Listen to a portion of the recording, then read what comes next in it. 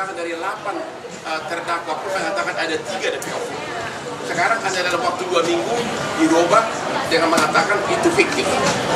Jadi prinsipnya keluarga korban maupun kuasa hukum menolak pernyataan dari penyidik Polda Jabar yang menyatakan bahwa 2 DPO tersebut adalah fiktif. Terlalu cepat untuk mengatakan itu. Kalau dikatakan belum tertangkap, kita masih bisa maklumi. Tapi kalau disebutkan fiktif itu terlalu cepat. Terus apa artinya putusan pengadilan yang judulnya demikian berdasarkan keterangan yang Maha Esa. Sedangkan mengenai Peggy tadi keluarga mengatakan periksa dulu karena apa? Peggy ini ditetapkan sebagai tersangka DPO. Sudah di BAP 6 orang dari terpidana. 5 menyatakan tidak. 5 menyatakan bukan Peggy. Hanya 1 yang menyatakan Peggy.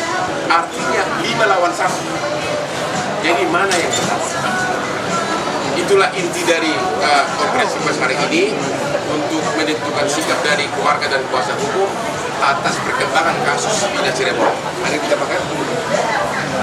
Intinya untuk pasien Polda Jabar, kami selaku kuasa hukum jangan terlalu tergesa-gesa menetapkan apa yang seharusnya diperiksa terlebih dahulu.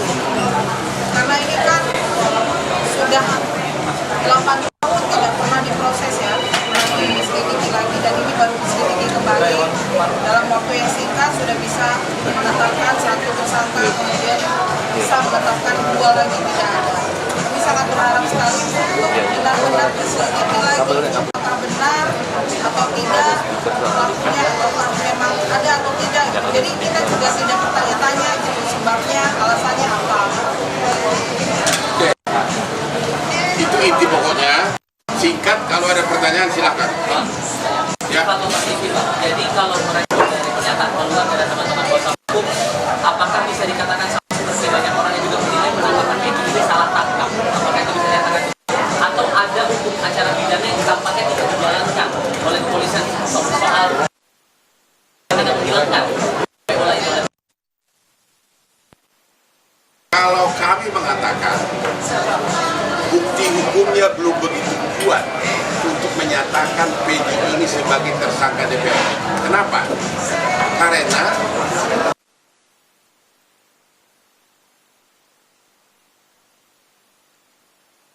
bantah Peggy terlibat. Jadi 6 orang terpidana itu sudah di BAP dalam minggu-minggu ini. BAP baru ya. 5 mengatakan Peggy tidak terlibat, hanya 1 yang mengatakan terlibat. Ya, itu dia. Terhadap Peggy belum ada jawaban yang pasti. Itu jawaban kami. Masih perlu diselidiki lebih lanjut. Ya, belum bisa disebutkan total salah tangkap atau memang itu orangnya. Tapi dari segi hukum pembuktiannya masih sangat lemah. Apalagi 5 terpidana mengatakan Peggy ini tidak terlibat. Itu jawabannya. Bakal ada koordinasi lebih lanjut nggak dengan Polda Jawa Barat dan tim hukum keluarga Vina ini? Ya, kita selalu gini loh. Kita itu kan menghimbau agar jangan tergesa-gesa. Ini mulai viral kan sesudah kasus ini diviralkan oleh Hotman 911. Barulah mulai yaitu sekitar tanggal 20-an, barulah mulai Polda Jabar bergerak. Kok hasil persidangan berbulan-bulan sudah ada putusan mengatakan bahwa ada 3 DPO, kok tiba-tiba dengan penyidikan kurang dari 2 minggu tiba-tiba disebutkan itu fiktif gitu loh, yang 2 DPO. Itu yang kita tidak, keluarga maupun kuasa hukum belum bisa terima. Ya, silakan. Pak dari TV One. Lalu TV One. apa? Harus ada transparansi hukum. Ya justru itulah transparansi hukum.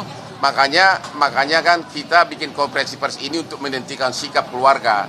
Ya, harusnya Polda harus menerangkan bahwa 5 dari terpidana itu membantah, tidak mengakui Peggy sebagai pelaku. Ya, dan yang 2 fiktif ini semua berkas-berkas perkara menyatakan mereka ada, cara memerkosanya ada, motornya ada, cara mukulnya diuraikan di sini. Ya, masalahnya dan juga si pelaku ini, si 8 terpidana ini tidak pernah mengalihkan tanggung jawab kepada 3 DPO.